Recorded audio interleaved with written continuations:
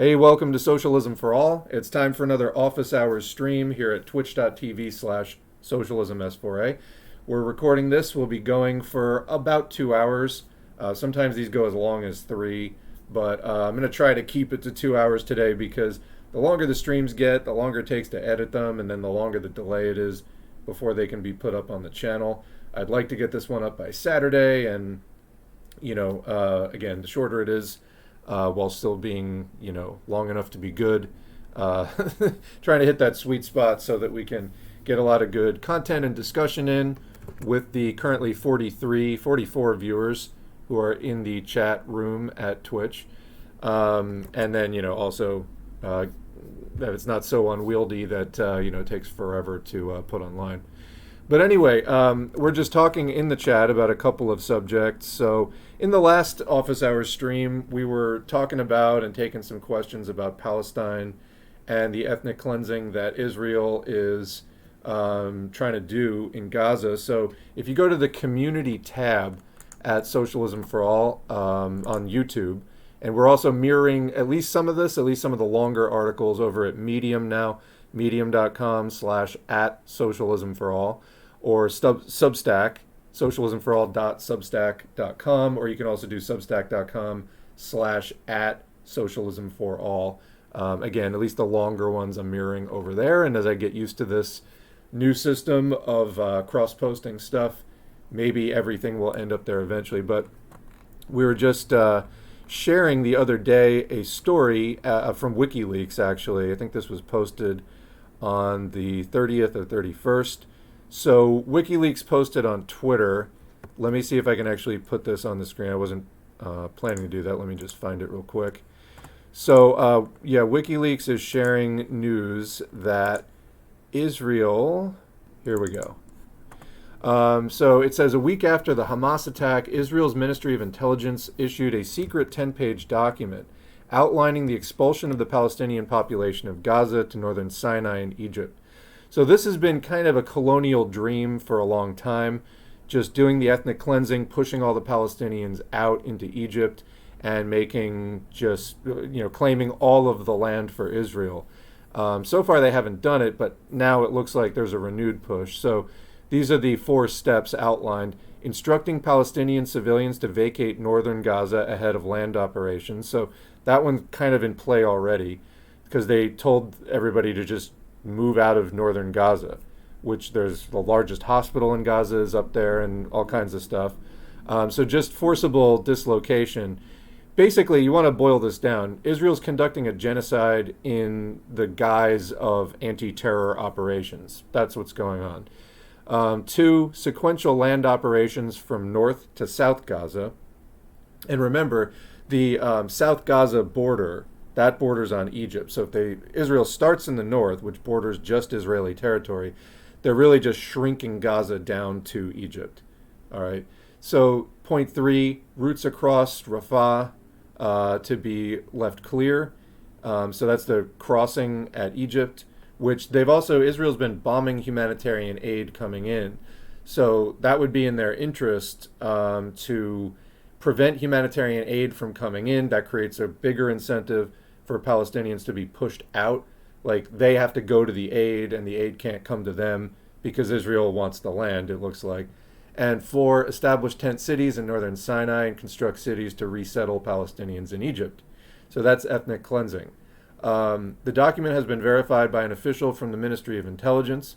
According to the Hebrew website Mekomet, which originally published the document, Mekomet noted the documents from the Ministry of Intelligence are advisory and not binding on the executive. But this is a plan that is being floated right now, and it is very similar to, some of this is already being carried out. And of course, the U.S. is there in both advisory and material assistance capacity, parking warships off the coast explicitly with the purpose of aiding Israel and deterring other surrounding countries from attacking Israel. So, preventing the flare-up into a regional war, which of course would just be in retaliation for Israel's genocidal campaign against Palestine. So it's time for the, kind of both sides stuff to stop in this case. Yes, Hamas is not the segment of the Palestinian liberation effort we would like to see, to put it mildly. But there's one side that is backed by racist settler colonial imperialism, and one side that is struggling to exist. As communists, you just can't, try to say that these things are the same. They're absolutely not. So we were discussing that. The only organization I've seen trying to do a both sides on that is Politsturm, which I otherwise think is pretty good. I was surprised that they would do such a kind of obviously ultra-left position. But anyway, we were starting to talk about that. And I guess that they did a 2-hour stream kind of following up on that position, which I wasn't able to listen to. But from the comments, it looked like they were continuing that position and not backtracking from it. So anyway, that's some of what we were discussing. Also talking about what a scam living in a car-based transportation situation is like the United States. We need a car-sharing program now. That would be a very easy way to handle things like when you need, first of all, have public transportation. When you do need a private vehicle to just go somewhere in particular, there are existing car-sharing programs around where you basically just pay a membership fee, and then when you need a car, you go get one, and then you just park, pick it up at one place, whatever's nearest, and then park it somewhere else, and just kind of move on with your life. So car sharing works. We could have a much bigger program. Of course, oil companies, gasoline companies, and car companies have been pretty much running the United States for like a century, or at least since World War II. So major vested interests in preserving this terrible system that we have. But all right, going through the comments here, what do we have going on in the chat? Seems like Politsturm doubled down on their bad take on occupied Palestine recently in a stream that they did. That stream was really bad. Welcome to the first timers today, making it to a stream for the first time. And yeah, we are doing the streams basically most Thursdays now, unless otherwise announced. Twitch.tv/Socialism S4A, and that's going to be 1 p.m. Pacific, 4 p.m. Eastern, 8 p.m. UTC GMT. And there was a question about the Buy Me a Coffee link. It is on the screen there. So we have 2 ways that you can contribute to the tip jar: buymeacoffee.com/Socialism for All. That's either for recurring or one-time payments. And then patreon.com/Socialism for All is the more established one that's been up for like 3 years. And that's more for recurring, although you can, sign up, leave a contribution, and then quit before it bills you again if you wanted it to be one time. I will say, since we're talking about that, I'll put the thanks to the patrons and BMAC supporters up on the screen. I actually just updated it with the November information. There's some people whose cards have expired. I left the names up because that's confusing on Patreon. As it is, it's confusing. Where at the start of the month, Patreon tries to bill people, their cards are expired. This month there were 10, so it's like their names are on the screen and I have to keep checking it sort of until, So anyway, there's people who didn't actually support yet in November, but a lot of times when the card expires, people do come back, a week or 2 later and they update their card and stay in the game. So, whatever, I'm just leaving the names up. I will say, though, it is more confusing trying to combine the Patreon and Buy Me a Coffee names, but it's what we got to do now because Patreon seems to be a little less reliable than it was in the past. Turns out I never got the money for October from them, even though there were several people who did check their billing statements and were definitely billed. We don't know where that money went, but yeah, big hiccup last month. Thank you to everybody who did step up on Buy Me a Coffee last month. We wound up coming out okay for the month. I do rely on this money. We spend a lot of time with the channel maintaining all the different arms of the S4A social media presence, trying to reach more and more people, whether it's SoundCloud, Spotify, Blue Sky, Mastodon, Reddit, like all the places where we're active.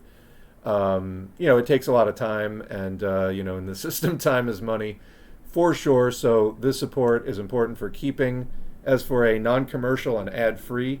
It's a viewer-supported effort, And that support means that I don't have to pursue as much wage work. Instead, I can put the time into this. So hats off to the Patreon and Buy Me a Coffee supporters, and I will figure out, just the easiest way to combine the two into one fluid system. There are a couple of names that are on here twice, and I think that's because of the, people gave in both places, which is great. And if the only downside is a little bit of a tangle on the credits page, then so be it. All right. Anyway, so going back to the chat,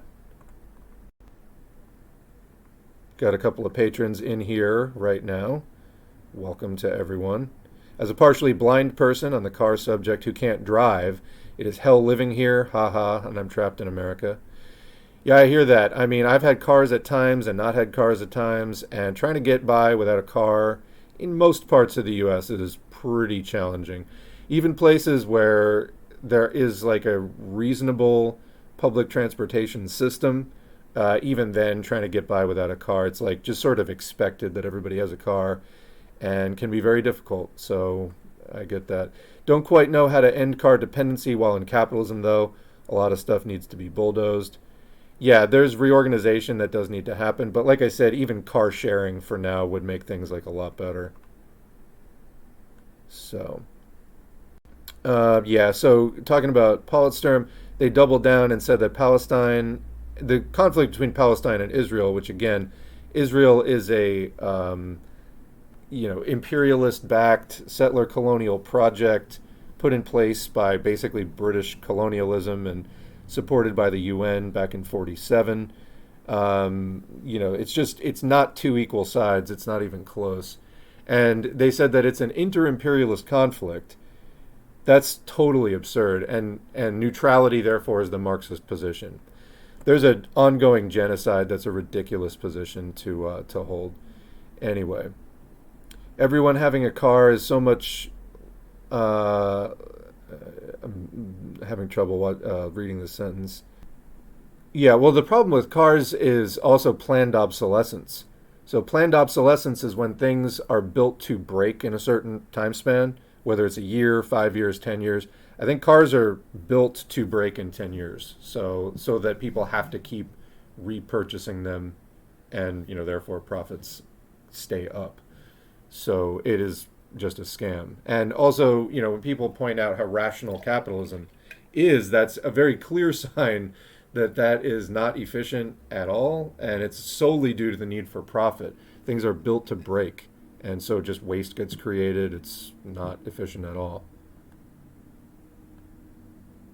I hate driving too. If you have a good bus system, great, but even then, sometimes you need to go somewhere in the middle of the night. The buses aren't always running.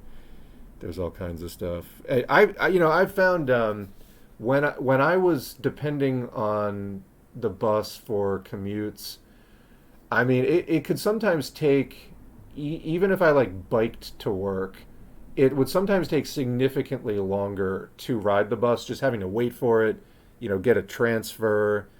Maybe the buses were only running every 40 minutes or something like that. So sometimes I would take the bus just because I would be too tired to bike, but and it was too far to walk, but it would still take longer. So I mean, there's pluses and minuses for sure. I mean, we could have a better bus system in most cities and most areas in the country. I mean, in the more rural areas, a lot of times there's just no bus at all, or maybe there's one bus through there, per day or something like that. Insurance is a scam in general. My health insurance is one of the best you can get, and it's still dog shit. Yeah, I mean, it could be better if you had everybody in the same risk pool, for example, just national default insurance. But, yeah, the U.S. isn't doing things like that. Let's see. My mom just spent $1,200 on a new set of tires. Absolutely insane. Someone else, I work in insurance and I hate my life. Hear that? Why do people keep bringing up Project 2025? There's 2 mentions per stream now, and I have not seen anyone else mention this outside of the stream. I'm not complaining, but it's just where are you hearing of this? Because I'm not hearing of it anywhere, but there's people keep bringing it up.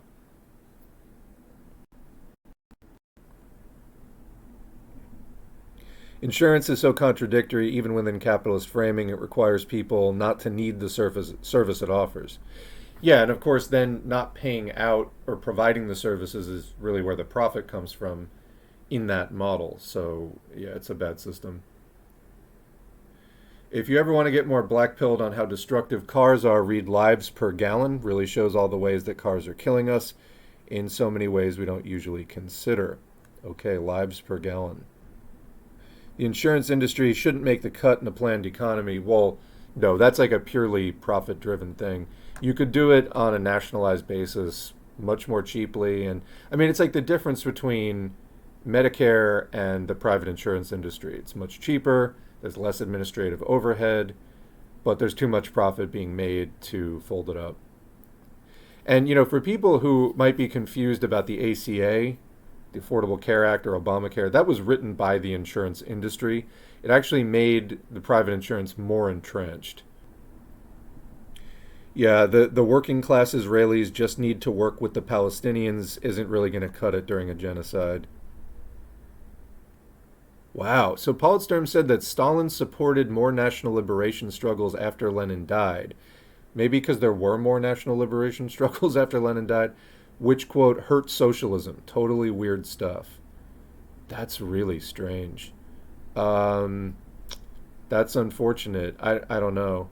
Oh, so they're planning another stream just to respond to the 20-minute video that I made? That's kind of, I don't know. As far as I know, they haven't invited me on it. They did invite me on a stream in the past. I was kind of declining all invitations at that point. I just wanted to like focus on doing the readings. Let me check my messages now. No, they haven't said anything about inviting me on a stream. So, you know, I guess they're just going to say some stuff. Who knows? I don't know how many people even really listen to them. So, you know, probably about as many listen to me. But I don't imagine a position like that is going to go over really well with anyone. Did they for real call Palestinians a tool of Iran? Bro, what? That's as ridiculous as saying Jewish people in Germany were a tool of the Soviets. It's in such bad taste to even consider saying shit like that. Yeah. So, I don't know. I think it's a bizarre position. I'd like them because they were taking anti-revisionist positions with regard to China and things like that. But this is just strange. And as far as saying something, and again, I'm getting the second hand, but according to someone in the chat, that they were saying Stalin's support for national liberation movements after Lenin died hurt socialism. I mean, this was like theorized under Lenin as well, so I'd be curious to hear what was going on with that.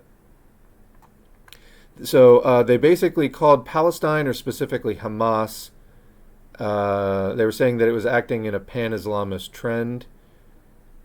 I mean, yeah, not entirely untrue, but again, there's a genocide going on. This just isn't equal on both sides at all. I think they mean third worldist error, which emphasizes an Islamist world contradiction as opposed to capitalist worker contradiction. But Palestine doesn't have bourgeois liberties or a bourgeois state. Can they even be accused of making those errors? So another comment, they basically said it is a national liberation struggle, but said that Hamas is Israel's preferred enemy to the point of funding them. Yeah, I mean, so that they could outcompete the other ones, not because they really want them to be there. Because the existence of Hamas justifies their militarism. This is like bordering on like a conservative, all resistance struggles are bad because they embolden the state to crack down. I mean, yes, but the fact is there would be a national liberation struggle and armed resistance regardless. It's anti-colonialism. So anyway, the existence of Hamas justifies their militarism and would prefer that national liberation struggles be carried out by the more secular resistance groups because according to Hamas's manuscript or manifesto, they want to establish a far-right Islamic dictatorship. That's the summary. I don't necessarily agree completely. Well, I mean, I think I was saying most of those things. The problem is, what are you doing about the genocide? And is it even correct to criticize anyone resisting that at all? You know, it's just such a weird. I wouldn't touch that with a 10-foot pole. Quote, why should we bother to reply to Politsturm? They would reply to us and we would have a reply to their reply. There's no end to that. Sort of the Lenin quote about Kautsky. So, and to Palestinians right now, today, what other options do they have? Also, I think the line that Palestine is some kind of effective pawn of other imperial powers is such a stretch. Palestine is losing territory. Palestine is basically like Gaza is an open air concentration camp. You're trying to make the position that they are some sort of effective pawn of in an inter-imperialist competition. That is ridiculous. That is utter nonsense. They are victims and clearly getting crushed. The population is half under the age of 18. That's who's under total siege right now. It is an absurd position, and I don't know, disappointing to me. Not just disappointing, but shocking. Politsturm would take a position like that. What I do agree with is that a secular resistance would be preferable. Yeah, I said as much in everything that I've said about this. But I think that the reality is Hamas is the biggest resistance group and the most capable. So, I mean, even in the 2006-2007 power struggle, which the PFLP, for example, does not recognize either the Hamas government in Gaza or the Fatah government in the West Bank as legitimate because there haven't been elections for 15 years. And even in Gaza, the way that Hamas got ahead of Fatah was by force in part. They partially had a military armed conflict. So, I mean, that's significant. That said, though, I mean, those are struggles within the coalition for the liberation, and it's getting pretty dirty within that. But regardless, existence is on the line. Genocide is being waged, and now is not the time for the sort of armchair both sidesism. And this has also just been established for such a long time. So that's the point is that preference is secondary to survival. I agree. It will be easier for the Palestinian left to organize under a far-right Palestinian government than a settler apartheid state undergoing active genocide. Yeah, also correct. This is the basic logic of any national liberation struggle. Like the capitalist media, Politsturm seems to reduce the current struggle as being Israel against Hamas only. Yeah, you'll notice that in the news coverage, they call it the Israel-Hamas war. Oh, so you're only attacking Hamas then? No, you're bombing hospitals and churches. So yeah. And you're placing the entire population of Gaza, again, over 1 million children, in a state of total siege, without food, fuel, water, electricity. The internet has been cut off multiple times. So that, like I said, Israel is conducting a genocide under the guise of anti-terrorism. It's like 9/11 politics back to the forefront. So they don't know the specifics of the Joint Operation Room. Politsturm does not know the specifics of the Joint Operation Room and the unification of the Palestinian resistance forces in armed struggle. There is, in other words, a sort of internal truce, even though the internal politics did get very ugly. There is an internal truce for the sake of waging the struggle right now against genocide from Israel and its imperialist backers, including the United States. The Joint Operations Room of the Palestinian Resistance is a joint military operations room that includes the military arms of the major Palestinian resistance factions across Palestine. That does include left secular groups. Someone was photographed in a pro-Palestinian rally holding up a copy of The Wretched of the Earth. Love that energy. Not sure if it's effective as a protest method, but critical support for the hardcore Fanon reader as always. I don't know, maybe somebody will see the picture and decide to look up the book. Possibly. Actually, speaking of protests, I'll put this on the screen. There is, and it's on the community tab as well, and we mentioned it in the last stream. There is a protest coming up this Saturday being hosted by the Answer Coalition. So there it is. Get on the bus, transportation centers to the National March on Washington for Palestine. So check that out. Posted at Answer's website.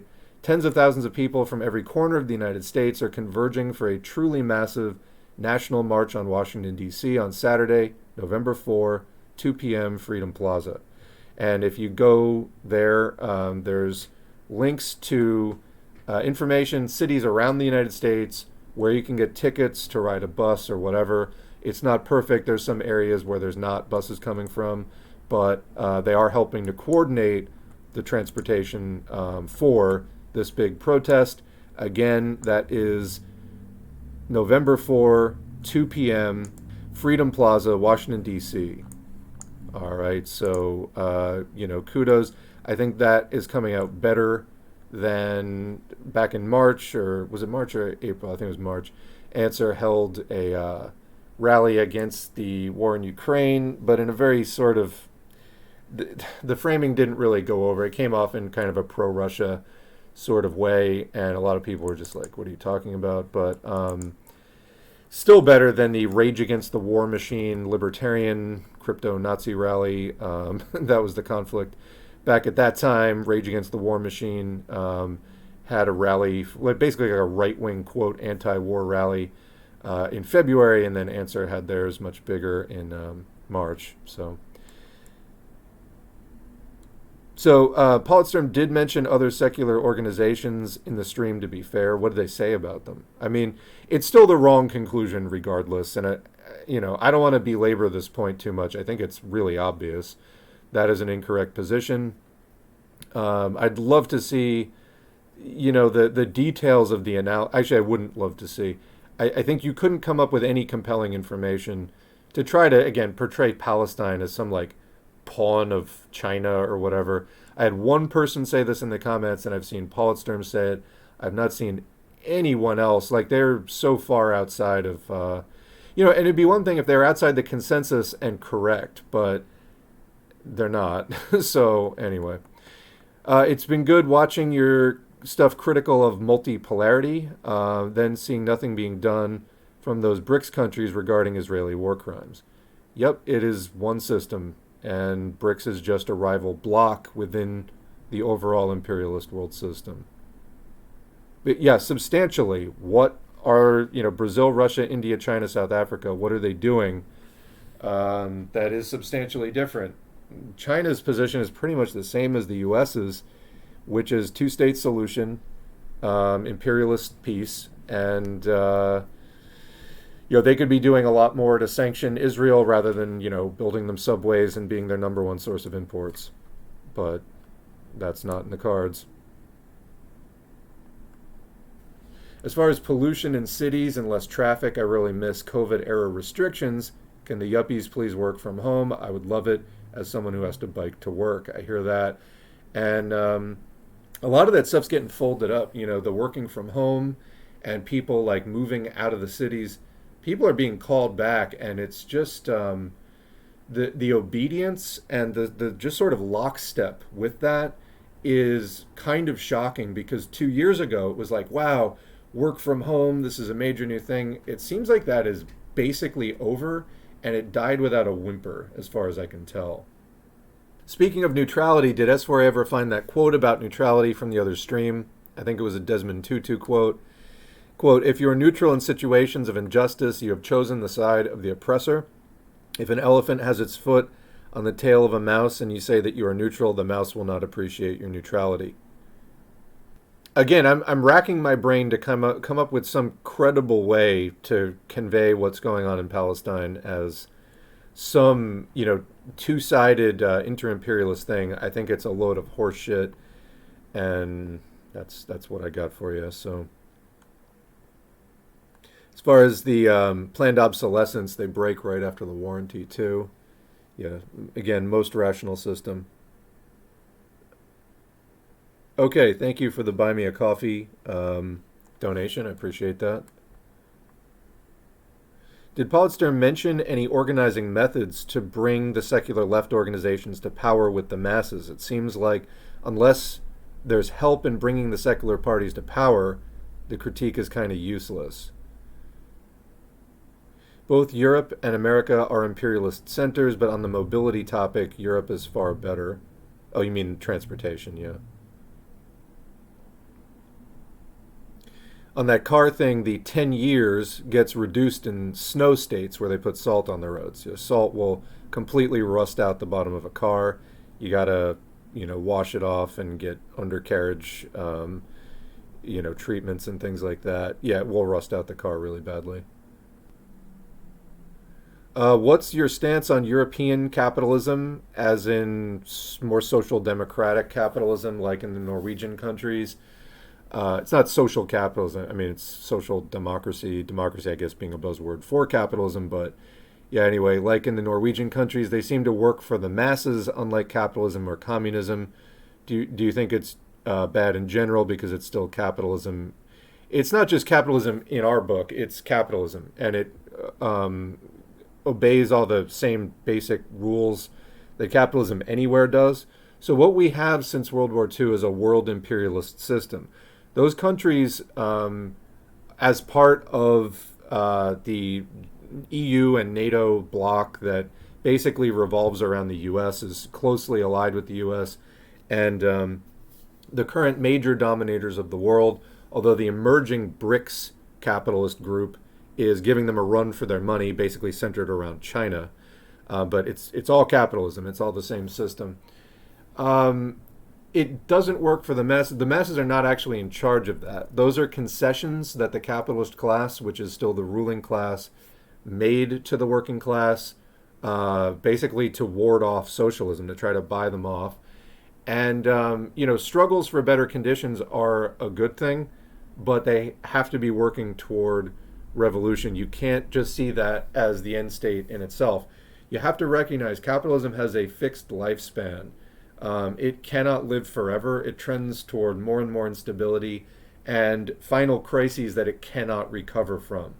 I would posit that 2008 and the one that we're heading into now, the US is like currently in like a 2006, 2007 type scenario, if the housing market is any indication. There's another gigantic bubble. We've showed this in other videos and streams. Even adjusting for inflation, I almost said inflammation, even adjusting for inflation, the Case-Shiller housing price graph, which is like one of the best ones, although it is very slow and a lagging indicator, even correcting that for inflation, we're in a bigger bubble now, bigger price bubble now, than we were in the 06, 07, 08 situation. So when this pops, and it will, the prices will come back down to the long-term average. When that happens, it is going to cause a catastrophe bigger than 2008 because the bubble is bigger. The problems that led to that mid-2000s housing bubble, which may have been in part the repeal of Glass-Steagall. There's so much speculation going on, and the speculators are armed with so much money. It wasn't quantitative easing which led to that bubble.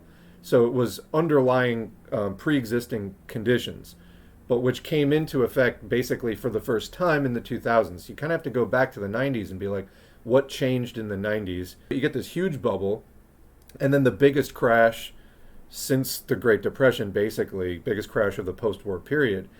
And then they dump money into it through quantitative easing to get the system rolling again. Things work okay for a while, then another bubble of the same exact type, but actually a greater size. We're now basically at the peak of that bubble right now.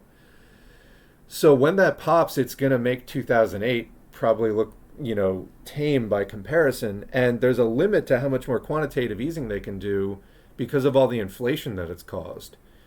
So, it has in some ways contributed to that. But again, the underlying conditions creating the 2000s bubble, that was not quantitative easing. That happened because of something else.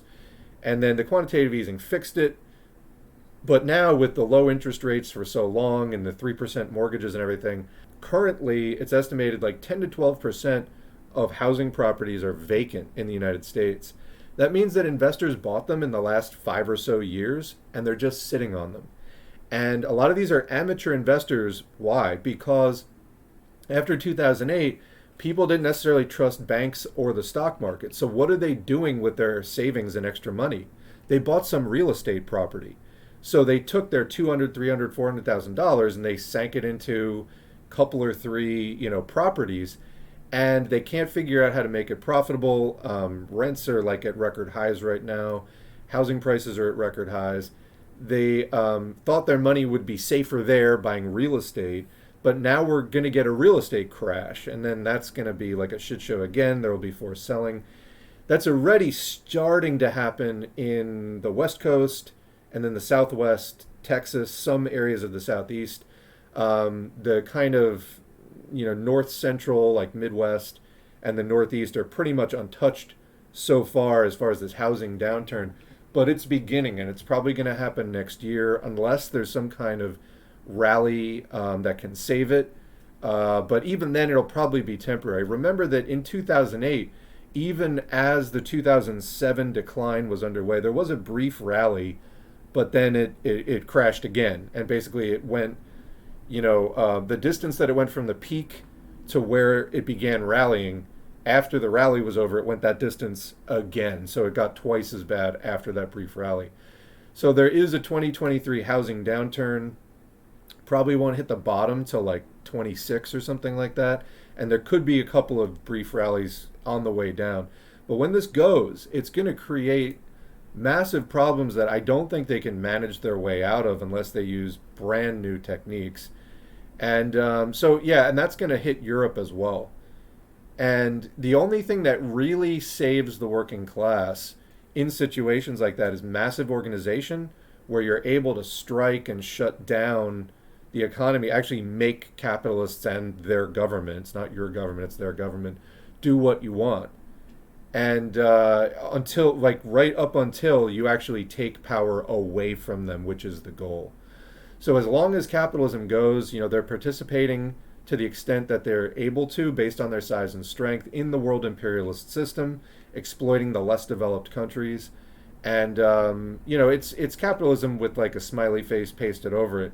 The working class of those countries has to stay militant, keep organizing towards taking power away from capitalists and starting to build socialism. So, it's not the end of the story, is the point, social democracy.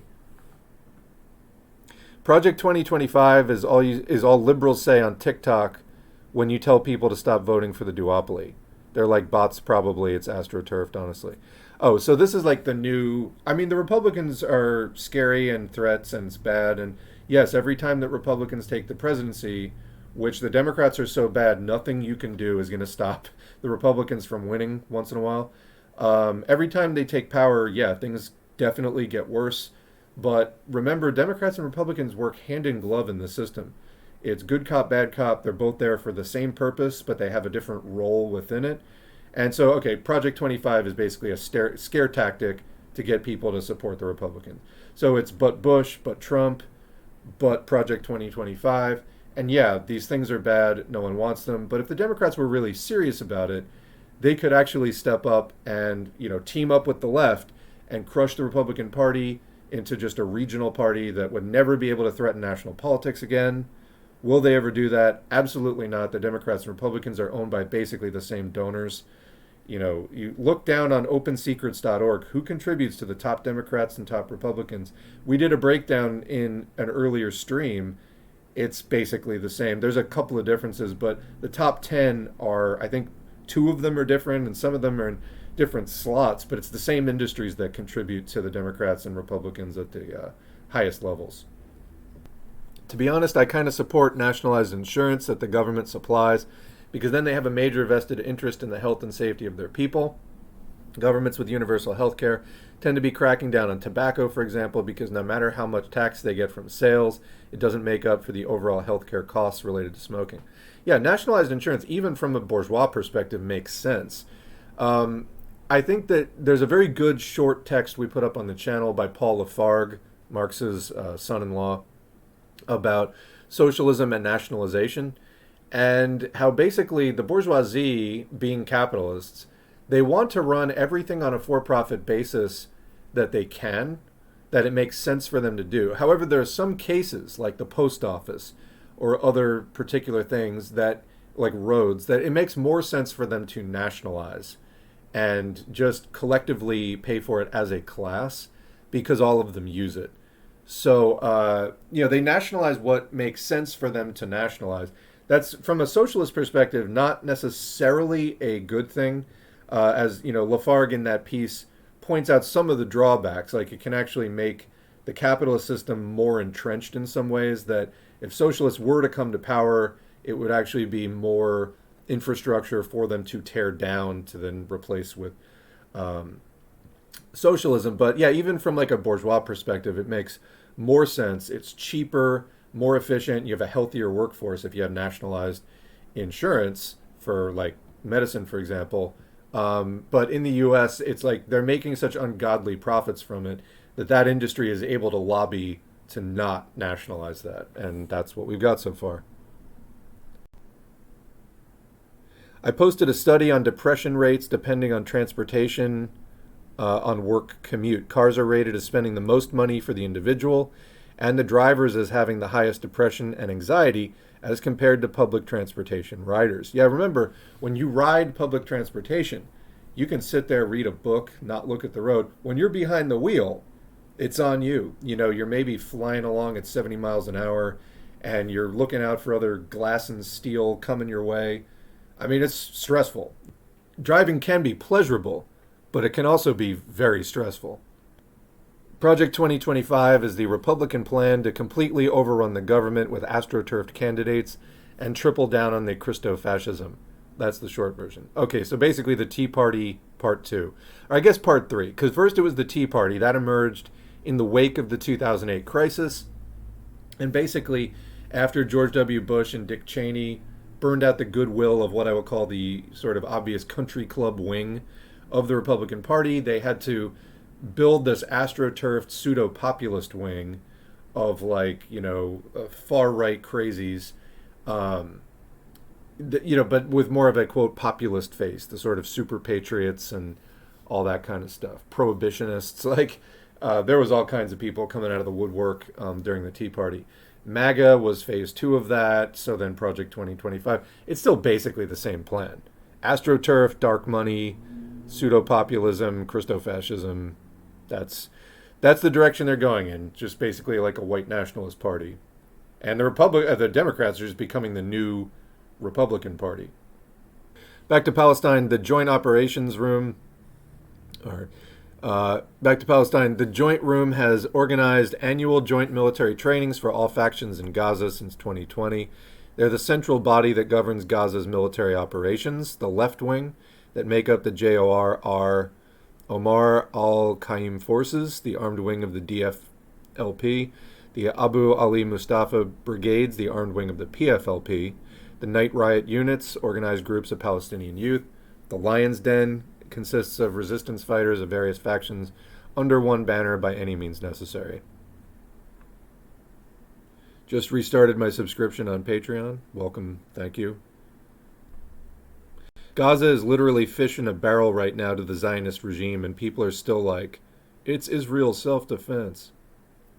Is Politsturm COINTELPRO type shit? I don't know much about them. I mean, they're international, so I don't think it's COINTELPRO unless it is like a joint intelligence operation internationally. But I was very surprised because I agreed with most of the other stuff that they've said. But I don't know. I might have to stop steering people towards them because, yeah. Politsturm's position at this point is nearly indefensible. I'd say it is totally indefensible. It's such a bastardization of proper Marxist analysis that it actually pisses me off. You know what? I've been thinking about it. I'll just take it out of the about thing for now and whatever. I'm so tired of organizations just going berserk. I don't know. I don't know. Anyway. How did Politsturm get China right but flop on Palestine? Yeah, that's what I'm saying. It's a real head scratcher. In peacetime under Israel, Palestine is like the Troubles, which should tell you how genocidal Israel is. Kwame Ture, Malcolm X, Bernadette Devlin, all leftist Marxists of the past understood and supported Palestine. Why, when contradiction is heightened, can't, quote, leftists, I think there's a word missing, leftists be Marxists today? I'm not sure what that was. Right up till the one missing word there, until I couldn't read the comment. But I get what you're saying. Like, the Palestine thing is a very well established question. I don't know why people are starting to try to reinvent the wheel in totally incorrect directions. I had a bunch of people. I mean, and this is for Politsturm's own sake. I'm trying to help you as an organization. People are out here. That's not the first person that I heard asking, is Politsturm some COINTELPRO type stuff? Like, you are having Fed type positions there. You are not, like, people are becoming deeply suspicious of you. So if you are for real, you need to stop, like, now because it is not going over. Apparently, Israel hit a school today. Oh, yeah, they also hit a refugee camp deliberately and then announced it. And, like, they went on, there was some Israeli official on CNN talking about, let me see if I can find the tab, but they were just defending hitting a refugee camp. And I'm trying to find the thing now and I'm not seeing it. I will say, though, I did find an article from New Republic. The first U.S. senator, so I just thought there was a funny headline. The first U.S. senator has officially called for a ceasefire in Gaza. And I said, wow, if he's the first U.S. senator, he must be really old. But no, they mean the first senator to call for a ceasefire has stepped up. The second highest ranking Democrat in the Senate made a bold statement. So Dick Durbin is now on record. Palestine wants a ceasefire, and Dick Durbin is officially the first U.S. senator to call for that 26 days into a brutal airstrike campaign by the Israeli military, which as of Thursday has killed over 9,000 Palestinians in Gaza, according to Palestinian health officials. So he was on CNN with Poppy Harlow Thursday morning and asked, should there be a ceasefire? So the question was, is a ceasefire needed now? I think it is, Durbin said, at least under the context of both sides agreeing. Well, Palestine is literally calling for it, so, and they're, so yeah. Anyway, Durbin has given at least a qualified endorsement of a ceasefire. That is what I've seen Palestine calling for so far. But yeah, Israel just deliberately hit a refugee camp. Welcome, Shakespeare. Yeah, just reminder again, if there are any trolls, don't feed them. We'll take care of them, but we'll just clog up the chat if you start fighting with the troll. I wish I could go to the protest, but I work service and I'm never free on weekends. Makes it hard. That is the problem of being in the service industry, is when other people have free time, that's when you're busy. There's nothing to Politsturm's analysis, even if they were to show us. It's just randomly picking quotes and drawing the dumbest fucking conclusions. Can't say I disagree. I might actually go to the protest. I've been hesitant to go to Washington in the past. If you go to a protest, there is the possibility, even if you're not planning on getting arrested on purpose, which I would not recommend, but sometimes people get arrested on purpose as part of a big protest to, like, make a statement. 1,000 people, 500 people, 2,000 people went to jail over this issue. It can become a news story then. Anyway, if you go to a protest, there's, even if you're not planning on getting arrested, always the possibility of getting kettled. That's when the police kind of chase you into a penned-in area and then do a mass arrest. Go with phone numbers written on you in some kind of permanent ink, hopefully something non-toxic. But you can look up trainings from the NLG, National Lawyers Guild. They do a lot of support work for protests.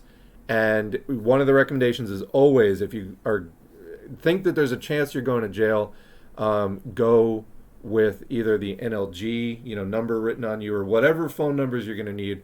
Write them on your skin. That is important.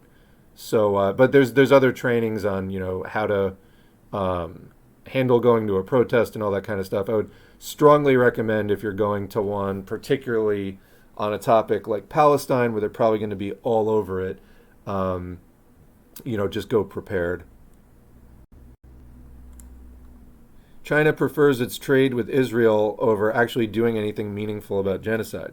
Well, this is Chinese capitalism. They're trying to do business, and they're trying to compete for market share with the U.S. In the right to exploit the world. And remember, capitalism itself is exploitation. So dealing capitalistically with equals exploiting. Right? That's how capitalism works. If there wasn't a profit, exploitation, the capitalists wouldn't be interested in it. So yeah, they're trying to do business, and they're trying to get ahead of the U.S. and the more established imperialists and work their way up. So of course, this behavior seems to be in line with that.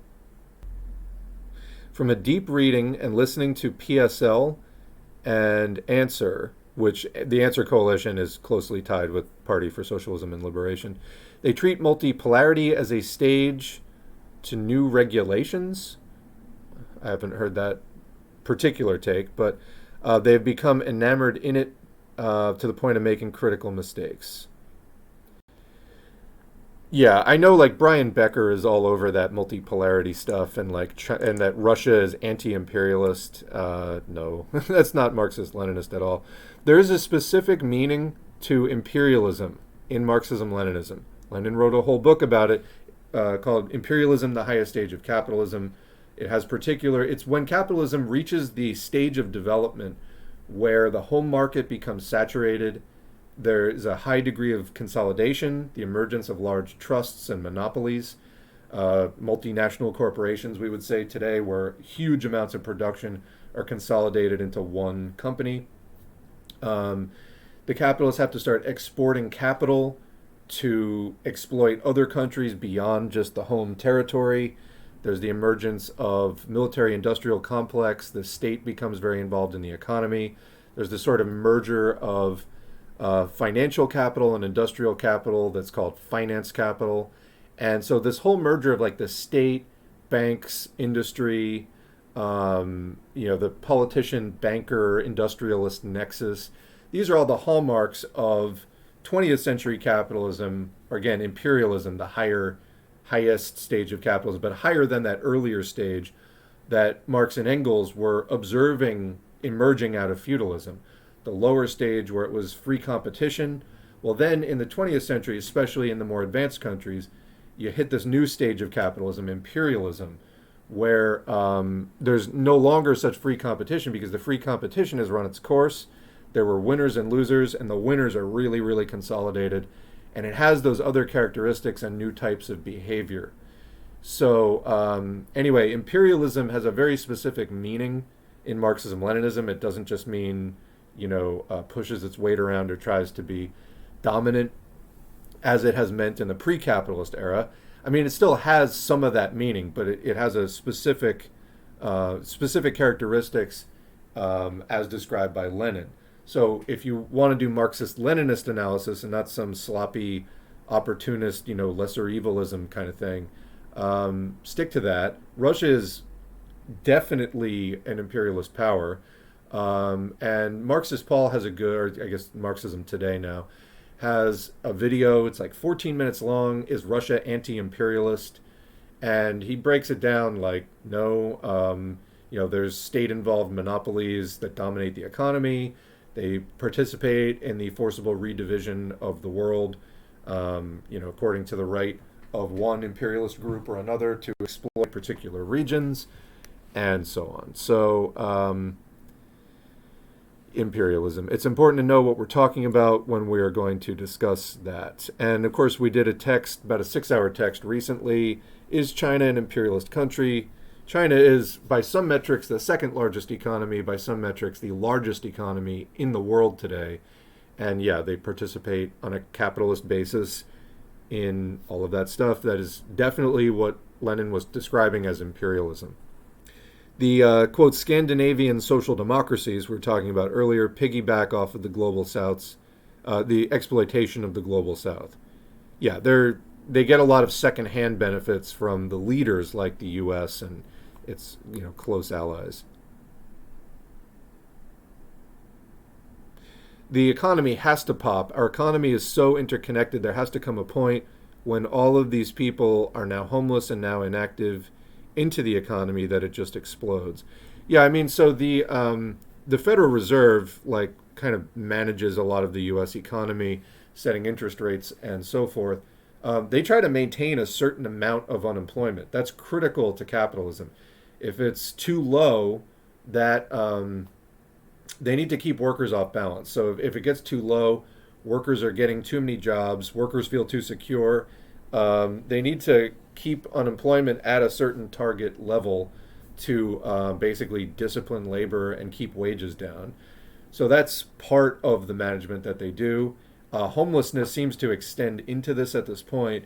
So, I mean, there are various sites you can use to look at housing statistics on like a map of the US.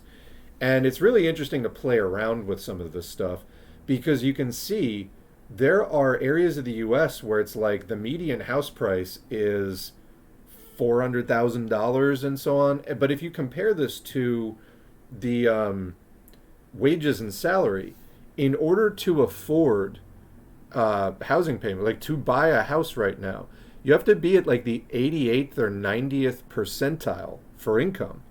You have to have like $100,000, $110,000 household income to buy a house.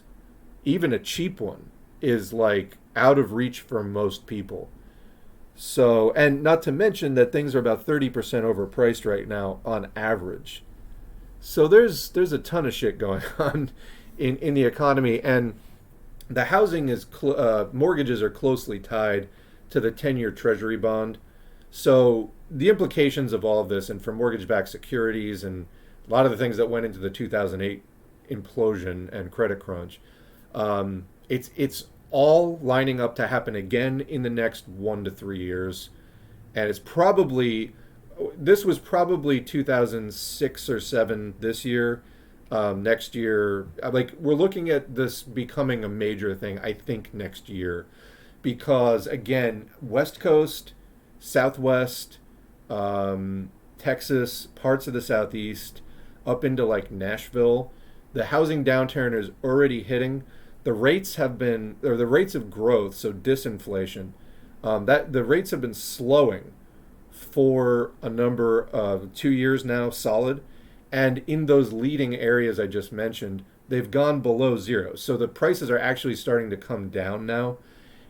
If they don't significantly rally and stay high, which is unlikely, they're likely to keep going down. That's gonna, anyway, we covered this more in another video, but again, we're looking right now at like the crest of the peak.